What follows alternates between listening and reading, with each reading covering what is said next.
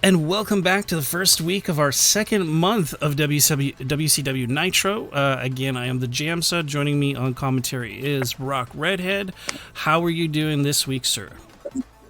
Well, from what has been going on as of late, it's good to see that WCW hasn't changed its plans, its routes, or anything. So I'm really excited to see what's going on. And the first installment of our draft picks will be going on this week. So I can't wait to see what WCW does. Exactly. It's going to be fantastic seeing these new draft picks join the roster and see what kind of things they're going to bring to the table. Looks like we're going to start things off with some words from CM Punk, who was our number one draft pick for the World Heavyweight Championship. So we'll see what he has to say when he comes down to the ring. And I'm very excited to see how CM Punk does, because we know that WCW and ECW have let them take control of their characters. So I can't wait to see what CM Punk does with his newfound career in the WCW. Well, definitely. I think it's a great opportunity for him to come back to the sport that he loves with the kind of creative freedom that he was sorely lacking in the WWE. So hopefully we make a much better home for him. And we know that he did a interview years back with him and Stone Cold for WWE 13, and they were comparing him to the era before the Attitude Era, and they asked Stone Cold how CM Punk would fare, and Stone Cold said that he wouldn't fare very well. So I'm happy to see that the original lookout for the WCW will look on the brand new CM Punk. Exactly.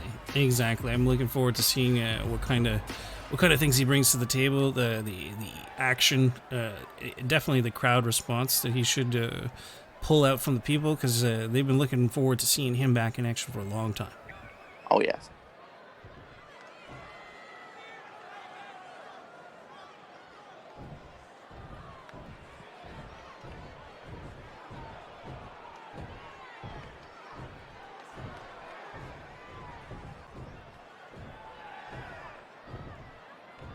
That definitely carries with his former personality.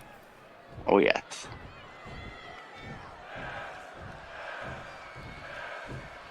The best does in fact deserve the absolute best. Exactly. I mean, he was billed as the best in the world for a long, long time.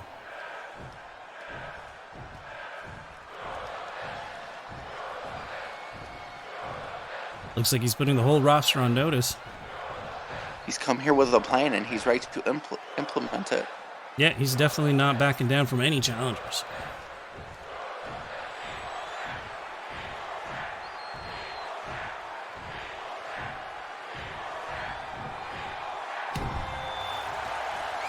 Ooh. And you can see he hasn't lost a step, and the fans are still behind him. Oh yes. So am I. And we know that his wife is in the back, just cheering him on, and she's just gonna back him up on everything he does in his future career. Exactly. And who knows, we might see AJ make a comeback at some point. No immediate plans, but as we always say, anything can happen in this industry. So it looks like we're going to start things off with a rematch from the pay-per-view. It's not for the title or anything. I think it's more for pride, to see if Mia Yim still has what it takes to be in the title picture with Shayna Baszler. So if Mia wins, she'll get another opportunity at the belt, but if she loses, then she's going to have to step away from being in the title picture. Mm.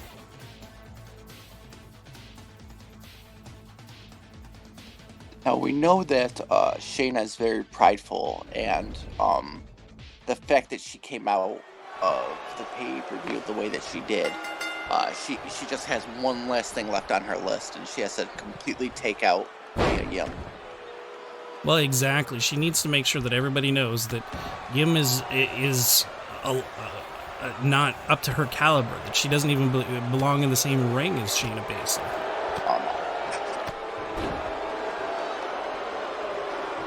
Taking her to the ground with some clubbing blows.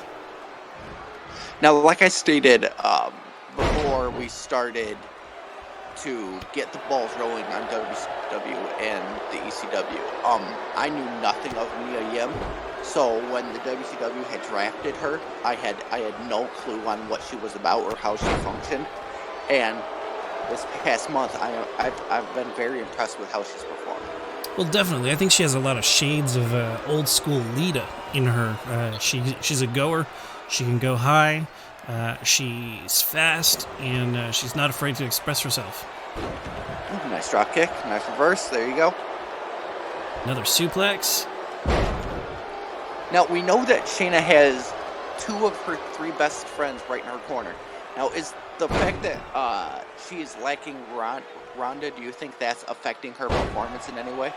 Well, I don't really think so to this degree. I mean, I'm sure she would prefer if Ronda was here to help share in her glory. But just having her other 2 pals with her is more than enough. I mean, she was running that way in NXT. They were almost like a powerhouse stable in NXT for a while. Even though the other 2 didn't really do that many matches with her, they still were her crew. They were almost like well, I know they used to build themselves as the 4 horsewomen of the MMA, of the MMA, or the UFC. But in wrestling, I feel that these 3 have been more like an NWO type faction in NXT. And I know we did an interview with Ronda on the pay-per-view. There you go, nice. About why she hasn't really stepped in the corner and helped out Shayna, because we know that WCW and the ECW will work together. She had stated that she wanted Shayna to prove that she doesn't need any help from Ronda. So, exactly. But we know that if it's asked, then she will bounce back and forth. But we know that Shayna's way too prideful to have just that much more help in her background. But I'm really hoping we see Ronda in the corner of Shayna in the next few weeks. Well, again, you never know what could happen in either of our shows, so we very well might see that. There you go, nice pin. Yep, nice kick to the face, taking her to the mat. But it's still too fresh, I think. Mia's still too fresh to be taken out so quickly. Nice corner. She's just walking, taking her time. She's showing zero respect for Mia. Exactly. She's dismantling her opponent with expert efficiency. Oh, maybe going to go for an avalanche backdrop. Oh, no. Oh, and that's got to hurt. The drop from 3 stories up is never a fun time. We know we have the doctor on call if anything happens, so this might be the last match for her tonight and in her whole career, but we'll have to see what Shayna feels, if she feels like she has to take her out completely. Well, it definitely looks like it. I mean, she's going to the top rope again. Being dropped once is one thing, but this is a second time she'll be dropped to the mat. Oh, another big slam. She's even taking it out of herself. 1, 2. No, still too early. It looks like, and Shayna is getting frustrated. You can't get too frustrated. You just gotta go with it. You can't jump the gun. Exactly. You got to keep working on it. In this case, I think you should really work the back. You dropped her on it so many times. Oh, and the reversal from Yim. Oh, nice. But Baszler giving it no thought, getting right back up. Going back for the suplex, more back work. Oh no! Oh, come on, no, you've been caught in this many times. Don't. And Yim taps out, so Baszler proves she's still a dominant force in submissive wrestling. So Yim has lost her opportunity for a rematch for the NXT Women's title. Now we're going to have to do a new search for who will be next to challenge for this illustrious belt. And we know you have 2 new women in the brand, so maybe this could be a fresh thing for Shayna. Quite possibly. I mean, Io Shirai is now in there, but there's also some other superstars that could be stepping up to the challenge that are already on the roster. It might be interesting to see how Lita would fare against someone like Shayna Baszler. Oh, yes. Or Asuka. If I'm not mistaken, I'm pretty sure Asuka and Shayna Baszler had a few battles back when Asuka was still with NXT as well. Oh, yes.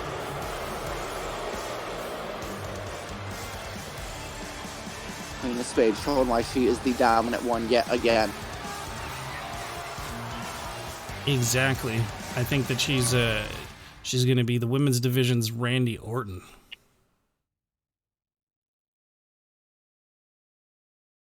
Just destroying people left and right. And I would not be mad at it, to be honest with you. Now So we know seeing from what there is right now, Drew McIntyre and Randy Orton are 2 powerhouses in their own rights. Has Randy Orton lost that touch in him to be considered a legend killer once again? Well, I mean, I think he never really lost that ability. He's always been and always will be the legend killer.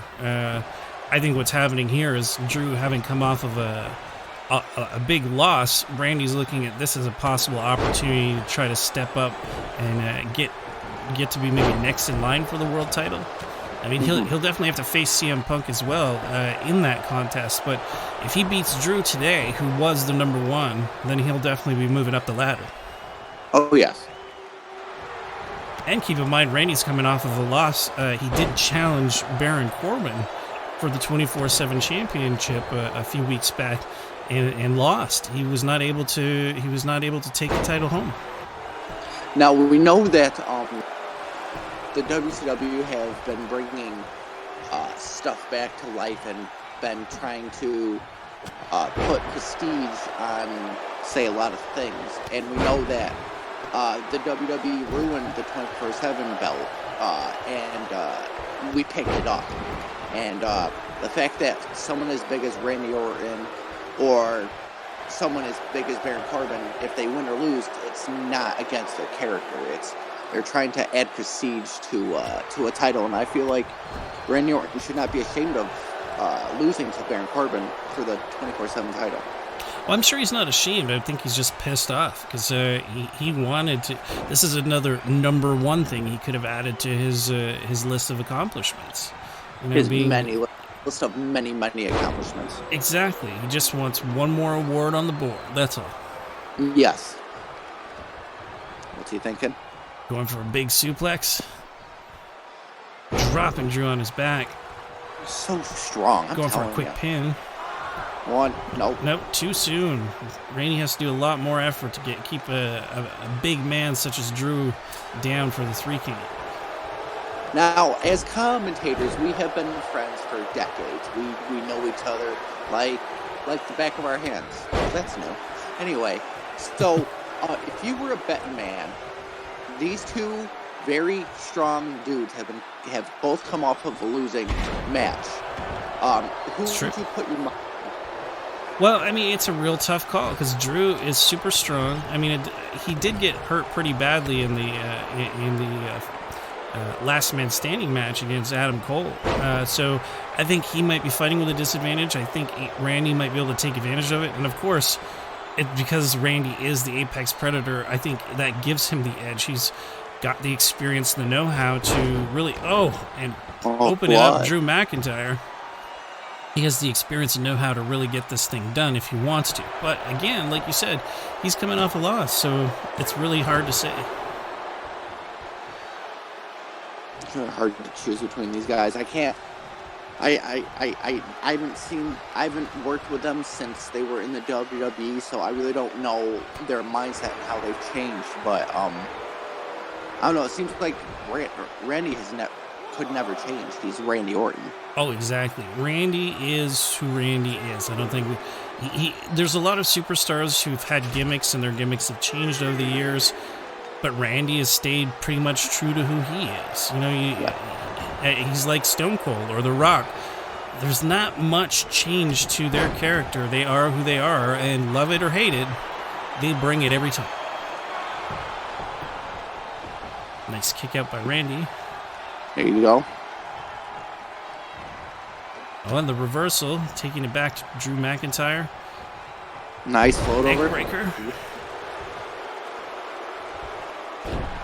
Just attacking that on. Yeah, but it's really... Oh, and RKO out of nowhere. Unfortunately for Randy, a rope break, but I don't think that's slowing him down at all. A big chop to the chest, sending McIntyre to the ropes. You learn from the best, Ric Flair. Guillotine.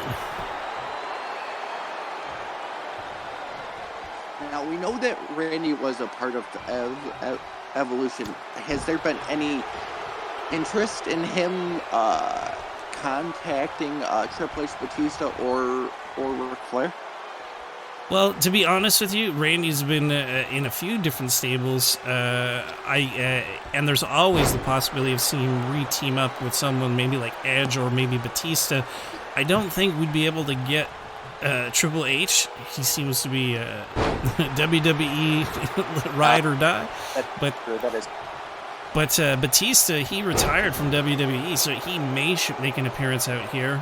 Ric Flair, again, because Charlotte's so tied with the WWE, it would really depend, but I think we'd be more likely to see him team up with Edge at some point. Maybe not yet, because there's still, I think, fresh feelings from the activities that led up to their leaving the WWE.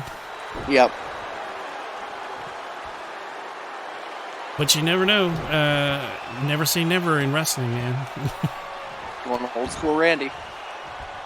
Yep, taking it to him all over the place, stomping mud holes. Is that going to be enough? I don't think so. I think this is it. Oh my.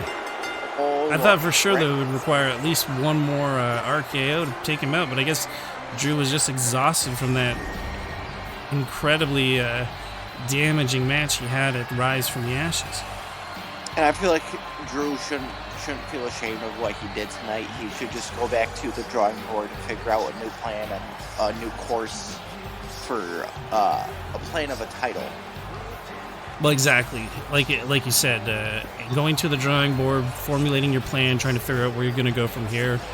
It's definitely, I think, the first step that he's going to have to take to move forward. Oh, all covered in blood. Poor Drew. Oh, kick to the forehead. I think that's the one that did it to him. Yeah. He's just a monster in his own right.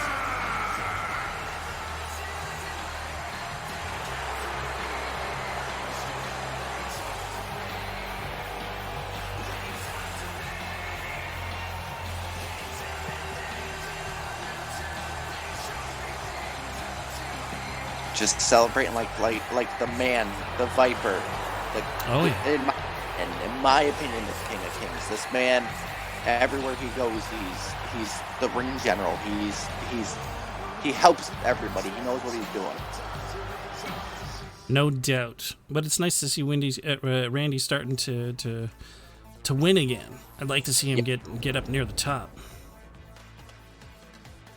So it looks like Edge has something to say. He's going to pop out and have a word with everybody and see what's going on.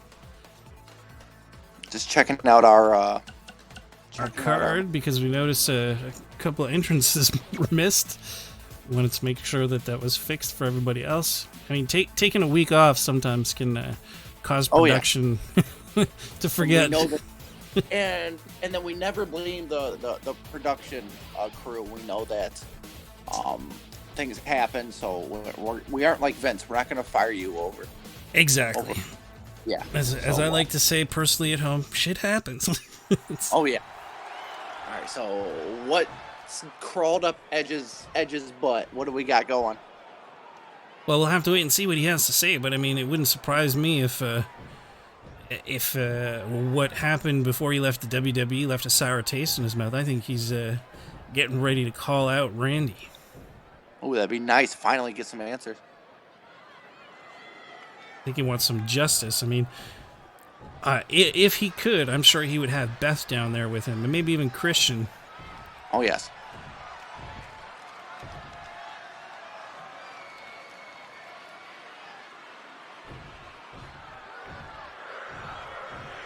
Okay, you're gonna all right, we're gonna hear him out.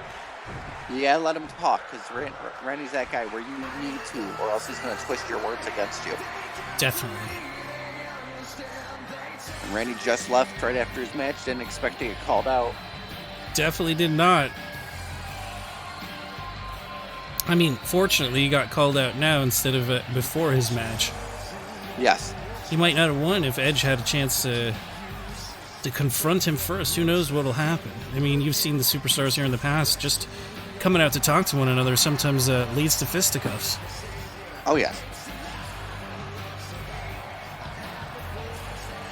But also, that might have been worse for Drew as well. If it went sour and Randy Orton dominated Edge, and then he went straight into his match, that could have been bad. Would have built up some momentum already and been really on fire for the beginning of the match. All right, Randy, what do we got?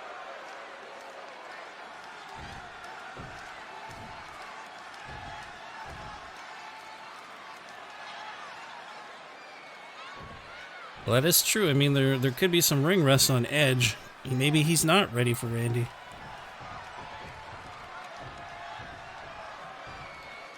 That's right. If you want him, you didn't have to attack his wife.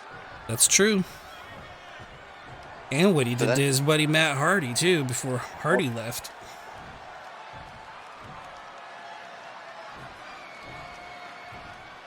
I don't think that's true. Just ask Triple H. He'll tell you. Indeed. I'm sure Edge will be willing to prove you wrong. Mm-hmm. It'd be the spear versus the RKO.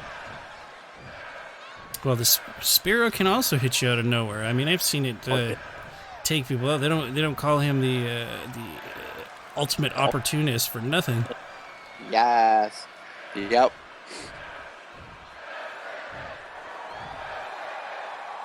I don't know, man. Edge speared Jeff Hardy hanging from the belt set back in the day. So I don't think Edge knows fear.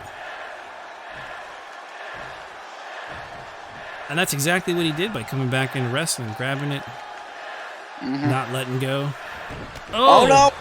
A kick to the pills. Of course, Randy's got to be dirty. Oh, he's back up. Edge gets him back. Edge just got up like it was nothing. Well, but it still looks like Randy might be coming out on top of this altercation. He won this match, and then he won this altercation. Just a stare down of top superstars. Yep, and I'm just getting a message from the GM letting me know that next week the main event will be Randy Orton versus Edge in an Extreme Rules match with Christian in his corner. Christian and Beth will be in Edge's corner. Oh Lord, that's got to get to the head of Randy Orton though. Well, I'm sure it will, but I mean that's the other thing too is that Edge also needs to worry about what could Randy do with Extreme Rules. They can hurt your family and friends. Oh yes. And speaking of prestigious 24/7 title, it looks like Baron Corbin has come to the WCW to defend the rightful property of the ECW, and we're hoping he can bring it back home. But if not, we'll have to send reinforcements for when Tomasso comes to ECW, looking for our next competitor. Well, exactly. And Tomasso, the reason why he's been put up for this match is his incredibly dominating, spectacular showing at Rise from the Ashes, where he finally put to rest the feud between him and Ricochet, defeating him in the Best of 7 series, and it was to secure himself also a number one contendership for the Intercontinental Championship. However, when he heard about how things were going with the 24/7, how Corbin had been dominating WCW, he decided that he needed to take this opportunity to see if he could really represent our brand. Yes. And we don't bat an eye at nobody. Tomasso is a dominant contender, and he was a dominant champion in the NXT. But we just feel like Baron. We honestly feel as the ECW, Baron can win this and bring the gold back home. Well, I'm sure he can. I mean, Baron has already defeated such illustrious superstars as Randy Orton and AJ Styles. Yes. So I think this really will make Ciampa have something to prove. He's trying to prove if he can beat Corbin now, that he's better than AJ, that he's better than Randy Orton. Yes. Now, just for the folks at home, tomorrow I shall do the same, but if you could remind the fans what drafts were picked for WCW. Oh, yes. So the draft picks for WCW, as you saw at the beginning of the show, we had drafted CM Punk, Roderick Strong, Bobby Fish, and Kyle O'Reilly, the Undisputed Era. So now WCW has all members of the Undisputed Era. And for our women's, Mickie James will be our main champion contender, and our secondary, our mid-card women's champion, new challenger will be Io Shirai. Awesome. Oh, can't wait. Now we know you did interviews with every single one that you drafted. What does Mickie say about her newfound home? Well, I think the main thing for Mickie, when I was talking with her, what she really wanted to accomplish was something that she started a long time ago, and that was to have a new rivalry with Trish Stratus and kind of relive some of the glory days from that rivalry that she had back in the day. Can't wait. I can't wait. So she's not even going for the title right away. She really wants to have this, what do you want to call it, memory match, or one last match? One last match, or one last series, one last rivalry, blast from the past. Whatever they call it, I'm very excited to see what the WCW does. Me too. Look at him, just the stare of Tomasso Ciampa. Yeah, he definitely doesn't back down. He has no fucks to give. And introducing the champion from Kansas City, weighing in at 275 pounds, he is the Baron. Yeah, but Baron looking like a brick wall. Your reigning, defending 24/7 title champion. Oh, Baron, that's right. Show respect for the WCW. Give it up. We're not scummy, Baron. There you go. Raise it up. That's what it's for. That's what it's all about. Indeed. Two of them chomping at the bit, getting ready to go. Now, looking at this match, what are the pros and cons on what Tomasso has against Baron Corbin? Well, I mean, I think the con is coming off of such a brutal match last week at the pay-per-view. Even with a week off, I'm sure he's still hurting from the incredible beating he took from Ricochet as well. So he's fighting at a deficit, but at the same time, he's so tenacious and so unwilling to succumb that there's still a good chance that he'll come out on top. Although, if I was a betting man, I would put my money currently on Corbin, just having beaten Randy Orton and having beaten AJ Styles already. I don't think he sees Ciampa as that big of a challenge. I was just about to say that. I feel like Baron doesn't see him within his league of basically a waste of his time, and that's honestly what you can't do against Tomasso. He's a person you can't sleep on. Exactly. You can't you can't lower your expectations from him because he has a tank that almost never quits. Correct. And that tank is just so huge. It's 4 times the size of a man like John. I mean, John has a lot of heart, but I've seen nothing like Tomasso. No, well, I mean, I don't know. With how brutal and quick he is, he gives me shades a little bit of Chris Benoit. You know, yeah. Like, rest in peace. A little less technical or submissive wrestling, but just fast and brutal.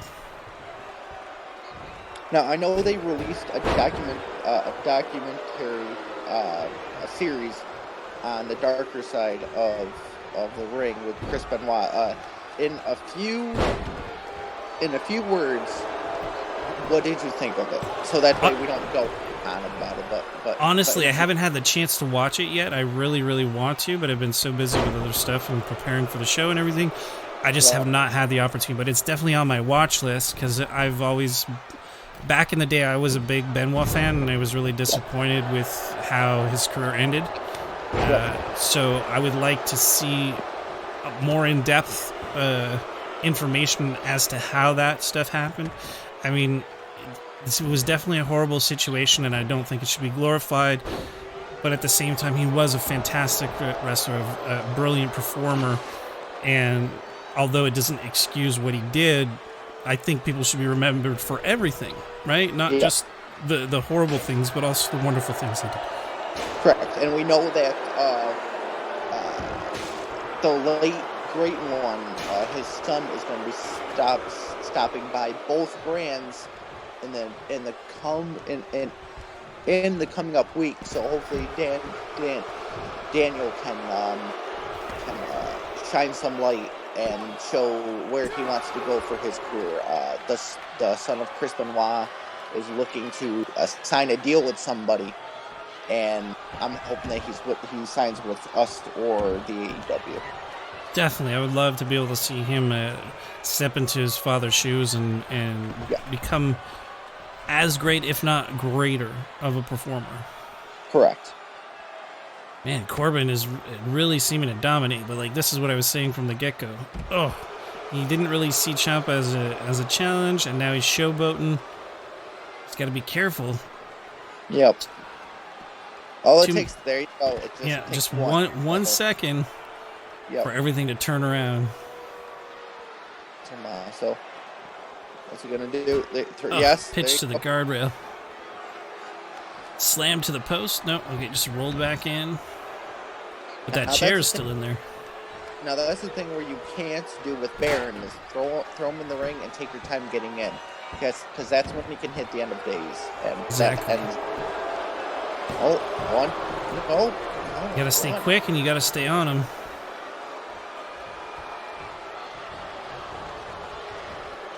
Well, Ciampa gonna take him to the ropes or the corner? To the ropes, taking him outside again. It is a smart move by Ciampa, taking him to the outside where he can use the environment to help hurt Baron Corbin. It'll help alleviate the size advantage that Corbin has. Yes. Well, it looks like Corbin's calling for it. Oh, and Ciampa reverses. Oh! Reversal. And a nice drop kick, but it's not taking Corbin down. Oh! Dragging him down, hammering him with some punches.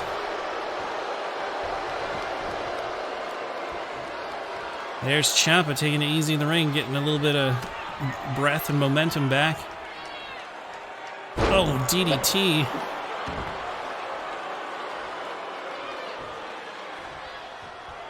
Picking him up and tossing him out again.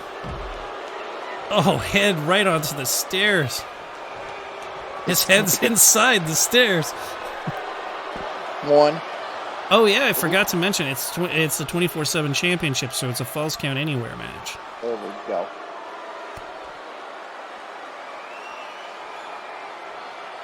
Oh, and Project Ciampa Good. busting him open.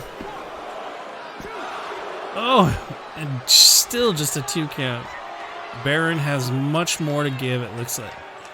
Now we know that Tomasso has never stepped foot in ECW grounds. If he wins tonight, I just want to answer my. If he wins tonight, from what you've seen on the ECW, what tips would you give Tomasso stepping into the battlegrounds that is the ECW?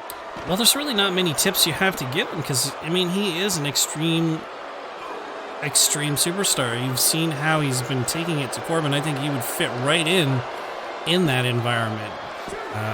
The only thing I would ever suggest is the same thing that Stone Cold told us way back in the day is don't trust anybody.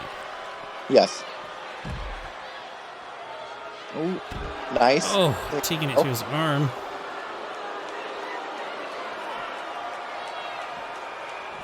And a big backbreaker. Cool. Could this be it? And that's it. Corbin is down for the count, and Tommaso Ciampa is our new 24/7 champion. So he will be going to ECW either next week or in the coming weeks to challenge for one of their champions or one of their superstars to see if they can. Wow, streaks of blood on the side of his head, one tiny little dot on his forehead. Man. And we are getting word from the ECW that is watching this as they always do. Tomorrow, Tomasso will be facing Matt Riddle. Wow, now that's definitely going to be a challenge for the two of them. They've never faced each other in NXT, but they were there at the same time. And I mean, Riddle's MMA background will definitely help him face the type of superstar that Ciampa is. I mean, I'm hoping that he's watching this and he's gotten word that he will be the contender for the 24/7, and I'm hoping that he's making a plan because I honestly could not tell you for the life of me what defense to go against Tommaso Ciampa. Incredible showing. Even after all the damage he took at Rise from the Ashes, to be able to pull out this victory is incredible. So up next we have the newly acquired Undisputed Era challenging the Disiples of Darkness. Now, if Bobby Fish and Kyle O'Reilly are successful, this will automatically give them #1 contender status, and if they lose, then they go to the bottom of the tag ladder and will have to work their way back up. And that's how it should be. How it always should be. There's no favoritism in WCW and ECW. Well, exactly. I mean, we're all about giving you an opportunity, but if the opportunity is not grabbed, then you got to start all over. Now, for people who are just watching because of the rebirth of these two brands, we all know who The Fiend and Black are. For first-time fans, in your own words, how would you describe the Undisputed Era? Well, they are, I think, pretty much the new NWO. The way that they carry themselves in NXT. I mean, before joining Undisputed Era, these two were on the Indies as a tag team called Red Dragon, and they dominated there, and they dominated in NXT. So I fail to see why they wouldn't also dominate within this environment. But they're going up against unknown entities. They've never faced anyone quite like Aleister Black or The Fiend. And I wish them luck. Now, how has The Fiend been acting since the non-signing of Bray Wyatt? Well, I mean, he seems to be okay. He seems to be under the control of Aleister Black. I don't know what Black did to harness the Fiend, but he seems to have him under his control. So he's following Alistair's lead everywhere they go. He's not challenging anyone for singles contests. He's always by Alistair's side. He's never showing up anywhere alone. So as of now, I think somehow Alistair's placed him under some sort of spell where he's always got to be by his side. But you get the vibes of Undertaker's urn and Paul Bearer. I would say that there's a definite similar feel, but there's no object involved in it. It seems to be Alistair's able to control him just by the power of his own mind. That's different. So it's beyond the fact of respect between these two. It's more of the common goal, and Black just has that. Black just has that power to control him. Well, I think it's less of a common goal, and it's more of Alistair's found a way to control the Fiend to help him achieve his goals. He wanted the tag titles, he's got them. If he decides to go after a main event title, he could bring the Fiend in with him and have him be a patsy, have him help him destroy the other opponents, and then lay down for him if he needs to just have pick up an easy title win. Much like the NWO back in the day when I think it was it Hulk that no, it was Nash that laid down for Hulk. Yes. And then in the old WCW, they tried having Jeff Jarrett lay down for Hulk Hogan, and Hulk Hogan walked out. So I know that they left on that sour note, and the rebirth has just been nothing but fantastic. Well, I just imagine what would happen if they got to a certain situation where Alistair maybe was up for the title and somehow the spell got broken. Ooh. And how angry the Fiend would be, and where would he place that anger? Now, we know that legends and the former brands are always welcome, and they don't need permission to come. But I would love to see Hollywood Hulk against the Fiend. That would be nothing but blockbuster. That could definitely be something wild. I mean, also the Fiend versus Sting. That's something that would be incredible as well. Oh yes.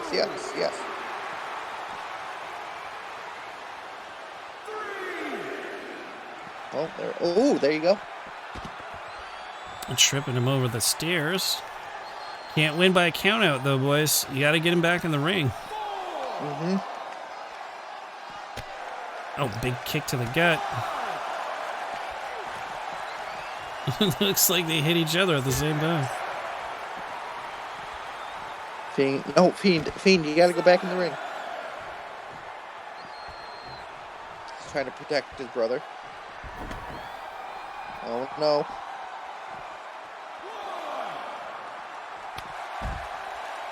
Come on, Kyle, you gotta do more than that. Could it be like a new stage and they're shaking their boots a little bit? It's quite possible. Like I said, they've never faced any kind of supernatural entities like the Fiend and Aleister Black. Oh. Ooh. Nice headbutt. Bobby Fish is taking a severe beating so far. Oh, and the count is getting pretty high, up to 7. I think this is the most brutal that he's ever taken in his WWE career. So far, I agree. Big slam. Oh, that's not smart. I wouldn't have let him. I wouldn't have let him tag in a fresh opponent, but I guess it's a good time for a double tag.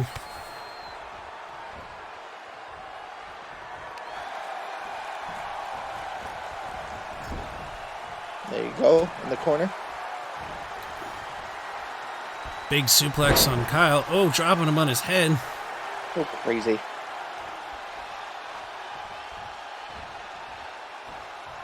Nice. Another underhook suplex.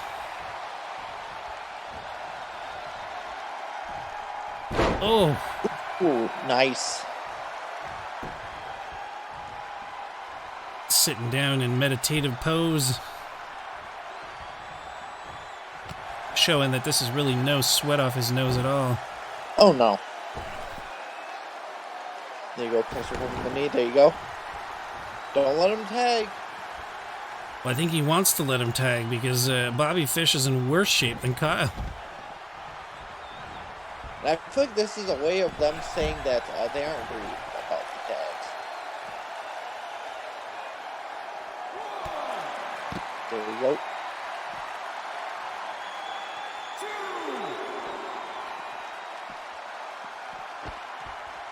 Almost tossing him to the rails. Big kick.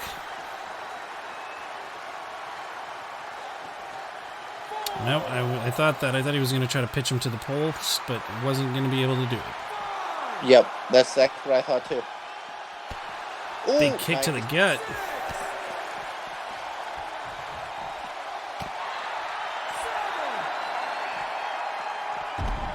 My guys, 7 count. Got to get back in. Although I'm sure Alistair doesn't care because a count out would still be... Well, I mean, there's no title on the line, but... Oh, very close.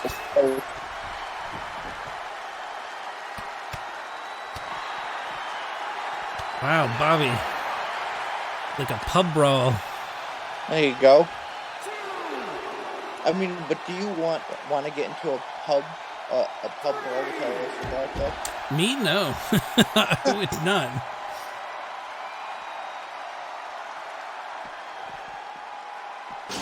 Oh, ooh. Toss to the steps. She got to do. Yeah, but I mean, he should maybe tag Kyle back in, and he's running on fumes. Nice kick.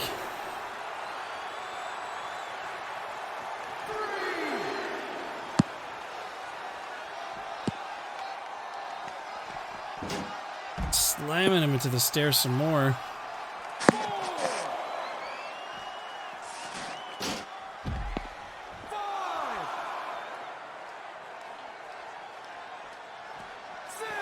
Another toss down the row. I don't know what they're doing. This isn't very smart. Just keeping them outside. You want to get in the ring. You want to do what you got to do. It's not nice CDT. Yeah. Oh, and a variation on this fisherman suplex.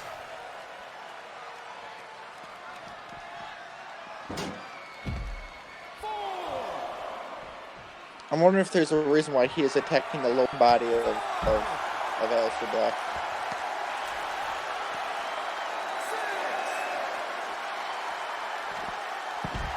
Big suplex to the outside. Alistair tossed him down the lane again. Gonna go for maybe another post shot. Getting to 8. You gotta get back in the ring, boys.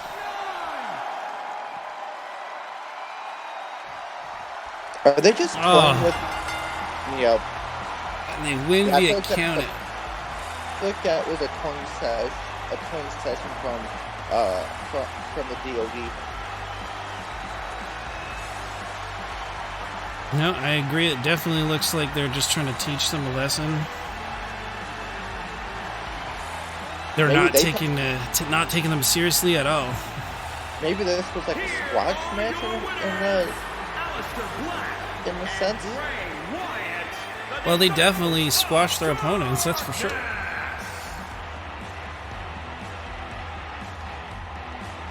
You wouldn't even have known that they were there. Nope.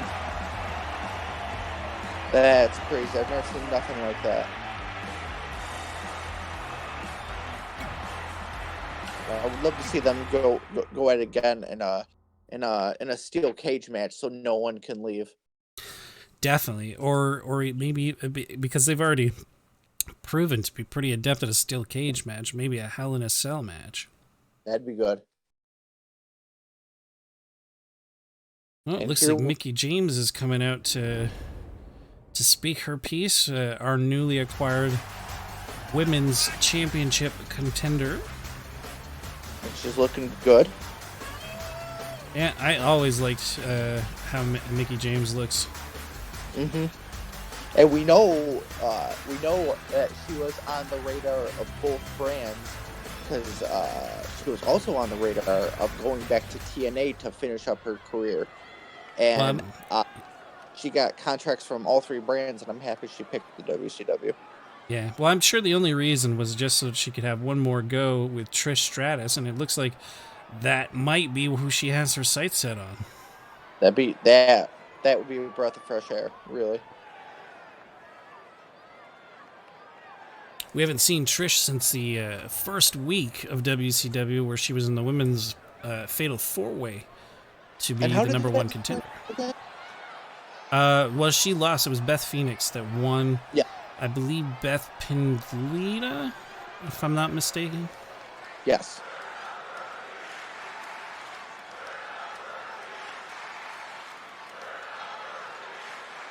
She does make a point. She is she has achieved as much, if not more, than Trish Stratus, but I think a lot of people give Trish Stratus more recognition.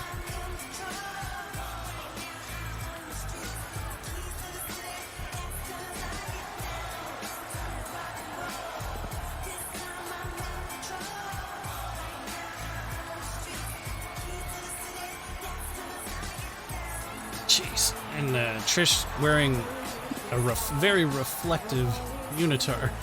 Oh, yes. Hey, I ain't mad at it. Nope, but it does kind of sting the eyes a little. Oh, yes. That's why I'm glad I'm wearing my sunglasses. Yep.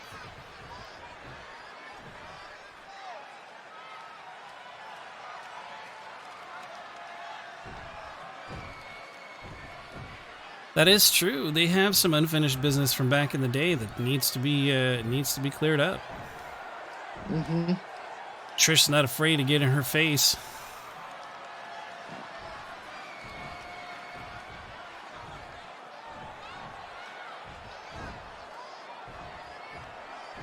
It would be good to see her in an old school fashion of WCW. Yes. Oh, hitting her where it hurts. I will say though, I was a fan of Retire when she first made her debut. Though that was always my favorite.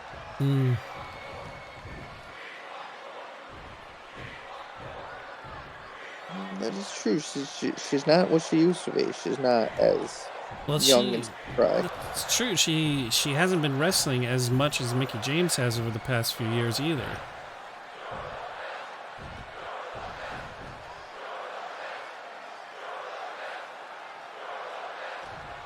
Hear people chanting, "You're the best," and I'm wondering who they're chanting it for. Correct. You are correct. Oh, Mike to the face of Mickie James.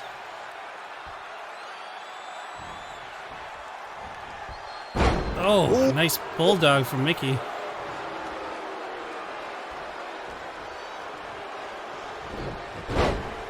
Quick suplex brings her down to the mat. Dropping the hammer on her face. Big drop kick to the back of the head. It looks like Mickey's going to be taking this one. Think so? Oh, a neck breaker? Yeah, Trish hasn't been able to hit her with anything. She's been taking all of the damage so far. Slamming her face to the mat. This is personal for Mickie. Oh yeah, and this is why she came here.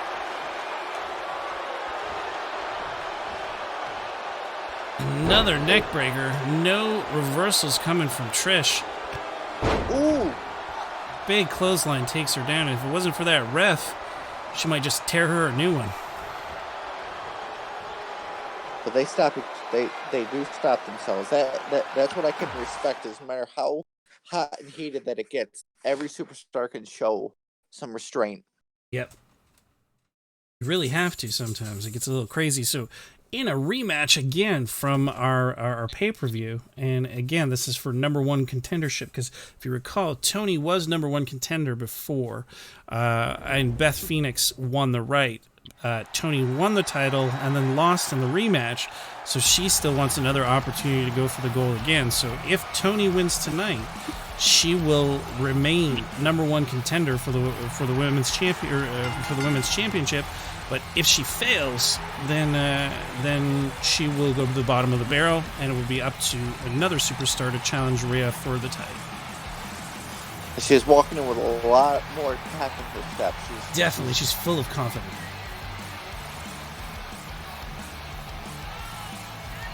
Now, what was the goal besides being women's champion? Why Toni signed her contract with the WCW?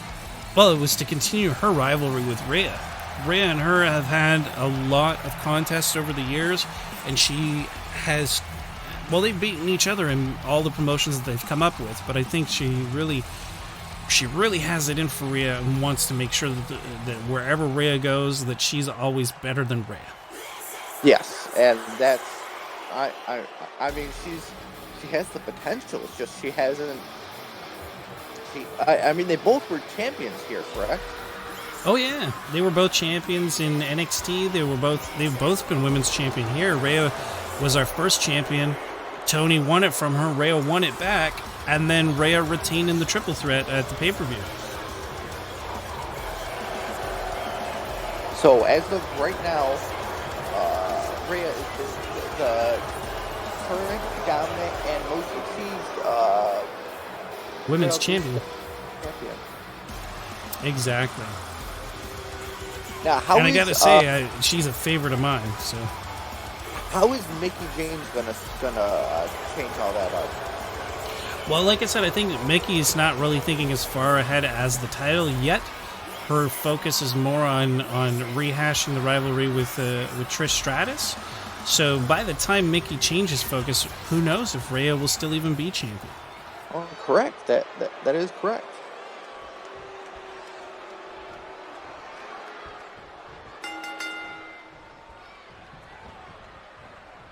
So, basically, in your words, Toni has more to prove tonight than Rhea does. Oh, definitely, because Rhea's already proved that she can be the champion, that she can keep the championship. Toni has proven that she's been able to beat Rhea before, but they never. The stakes are never higher than they are right now. I mean, retaining at a pay-per-view, I think, is a much stronger accomplishment than retaining in a regular match. Yes. And plus, as a champion, you always get your rematch clause, and that was the whole reason that Toni was even able to join the triple threat. She was a champion. Rhea beat her. That's what got her included in that triple threat that was already scheduled with Beth Phoenix. Nice fireman carry. Oh, kick to the face.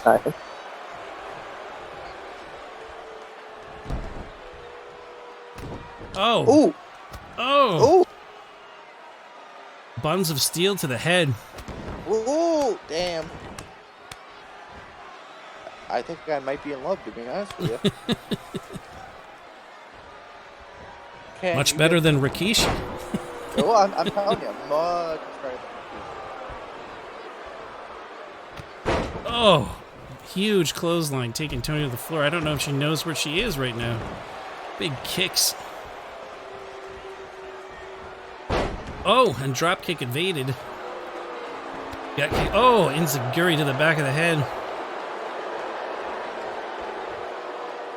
Now, we know that the next pay-per-view is going to be a joint where it's a champion versus champions, and then the third one is going to be focused at the ECW.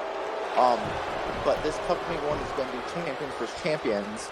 Now, it's going to be our Night of Champions then. Yes. So we know the superstars know it, and we know the announcers know it. What does the DOD think of possibly facing the AOP? Because the AOP are strong contenders in the tag division, but they're one of our dominant contenders.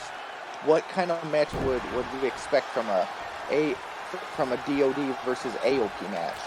Well, I mean, I have to say, again, AOP, as strong as they are, have not faced a supernatural team such as Aleister and the Fiend. So until I see otherwise, I'm always going to be back in the Disciples of Darkness.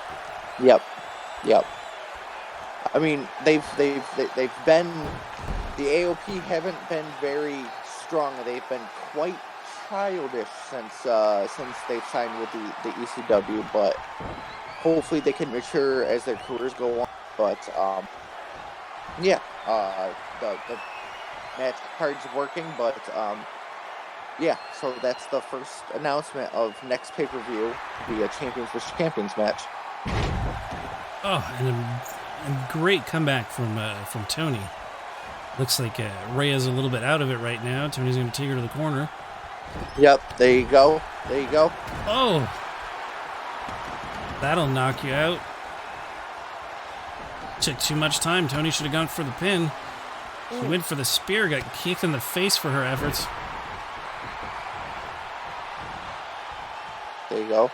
Tony's not taking any BS today. Ooh, there you go. Kicked her right off of the ring. Oh, dropped her foot on her face on the way out, too. Nice monkey flip. Yes.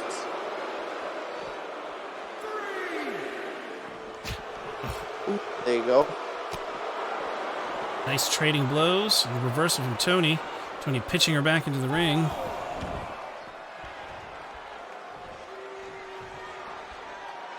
What's Toni going for here? Oh! Oh, what? That was an incredible move from Toni. Picking up Rhea. Kick to the face.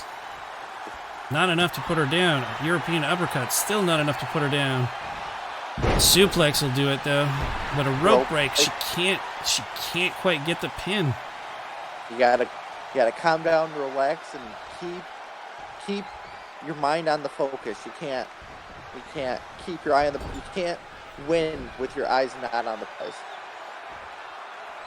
And Rhea taking a minute to try to get herself together. That's probably going to cost her. Yep. Fisherman's suplex.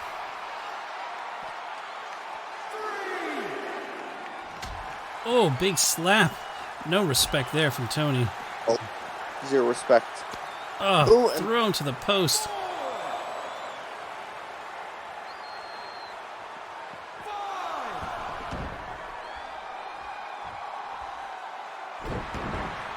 Can Rhea keep her down? That's the question. Toni seems to be full of reversals and energy. Big slam. Nice. There you go. And another huge body slam on Toni.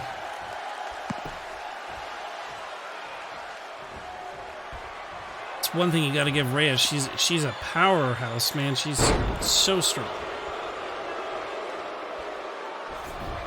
There you go, drag her. Going for the cover. Nice kick out. So Toni's still not ready to give up, and Rhea's calling for her finish.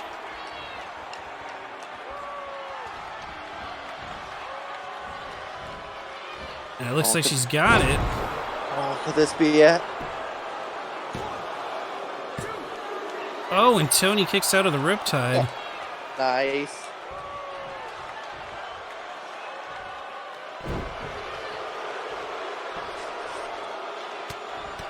It looks like Toni's ready. She's ready to go. She could release her own finisher at any second. All she needs is one good reversal, and it looks like she might have it.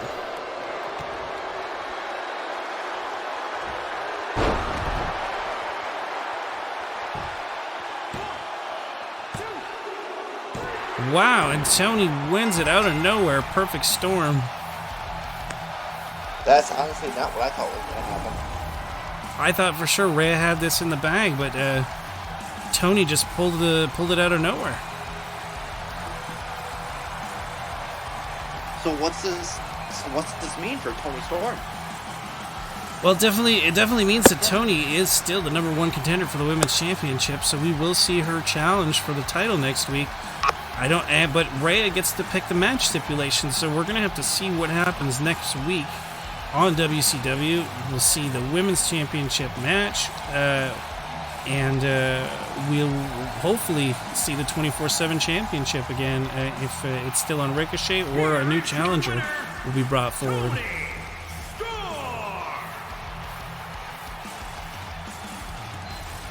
She can't believe it either. I mean, I can't. I mean, I'm going to be honest with you. I thought Rhea was going to take it home. Definitely.